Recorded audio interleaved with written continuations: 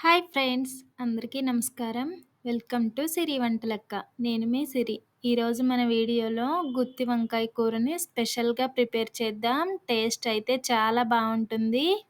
ఎప్పుడూ రొటీన్‌గా కాకుండా ఇలా ఒకసారి ట్రై చేయండి. పిల్లలకైతే చాలా బాగా నచ్చుతుంది. ఈ వీడియో మీకు నచ్చితే తప్పకుండా like, share and subscribe friends. మనం పిండి కలుపుకోవడానికి వీలుగా ఉండే గిన్నె తీసుకొని, అందులో ఒక ఎగ్ వేసి, రుచికి సరిపడా ఉప్పు, అలానే కొంచెం ఆయిల్ వేసి బాగా కలపాలి.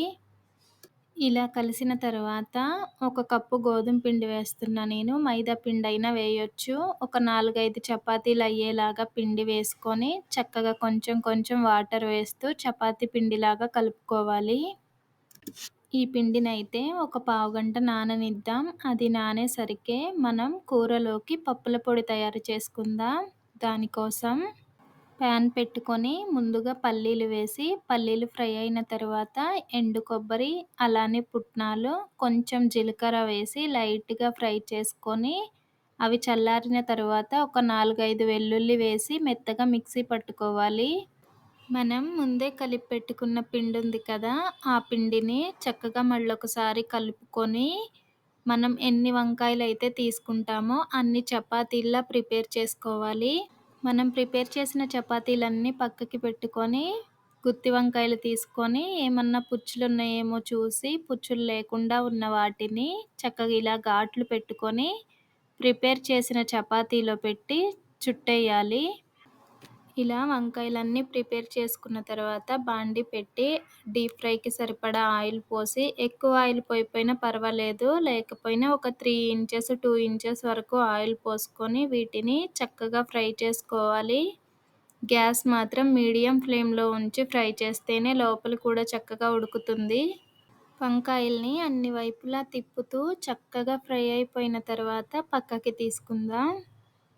వీటినైతే ఒక 10 మినిట్స్ చల్లారనిద్దాం. ఈలోపు మనం ఒక 2 ఉల్లిగడ్డ, 2 పచ్చిమిర్చి, ఒక టమాటా సన్నగా కట్ చేసుకొని పక్కన పెడదాం. మనం ముందు ఫ్రై చేసుకున్న వంకాయలు, చపాతీ ఉంది కదా! దానిని చక్కగా రౌండ్ గిన్నెల షేపుల్లో కట్ చేసుకొని, పైన మిగిలిన పార్ట్‌ని కూడా సన్న పీసెస్‌లాగా కట్ చేసుకొని వేరే ప్లేట్‌లోకి తీసుకుందాం. తరువాత మనం కుక్ చేసిన వంకాయలున్నాయి కదా! వాటిని కూడా సన్నగా కట్ చేసి పక్కన పెడదాం. బాండీ పెట్టుకొని కూరకి సరిపడా ఆయిల్ వేసి, మనకి ముందు మిగిలిన పీసెస్ ఉన్నాయి కదా! వాటిని వేసి గోల్డ్ కలర్ వచ్చే వరకు ఫ్రై చేసుకోవాలి. ఇవి ఫ్రై అయిన తర్వాత పక్కకి తీసేసి మళ్ళీ అదే ఆయిల్‌లో సన్నగా కట్ చేసుకున్న ఉల్లిగడ్డ, పచ్చిమిర్చి, పసుపు వేసి దోరగా వేయించుకోవాలి.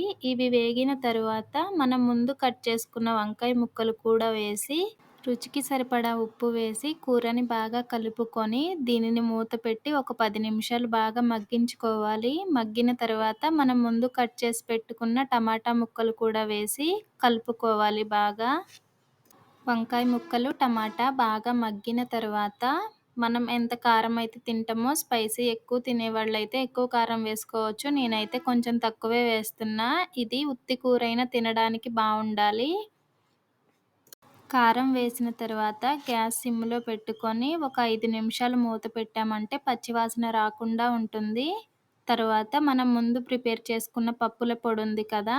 ఆ పప్పుల పొడి వేసి కూరని బాగా కలుపుకోవాలి. ఈ పప్పుల పొడిని పులుసుల్లో అయినా, ఫ్రైల్లో అయినా వేస్తే టేస్ట్ చాలా బావుంటుంది. ఈ కూరని కొంచెం మంట తక్కువగా, స్పైసీ తక్కువగా ప్రిపేర్ చేసుకొని, మనం ముందు ప్రిపేర్ చేసుకున్న బౌల్స్ ఉన్నాయి కదా! చపాతీ బౌల్స్ వాటిలో పెట్టుకొని సర్వ్ చేసుకోవడమే. పైన మనం ముందు ఫ్రై చేసుకున్న చిప్స్ ఉన్నాయి కదా! ఆ చిప్స్ వేసేసి తింటే టేస్ట్ చాలా బావుంటుంది.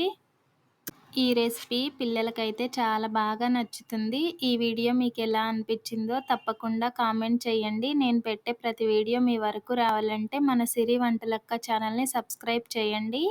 రేపు ఇంకో మంచి వీడియోతో మళ్ళీ కలుసుకుందాం. Bye bye friends.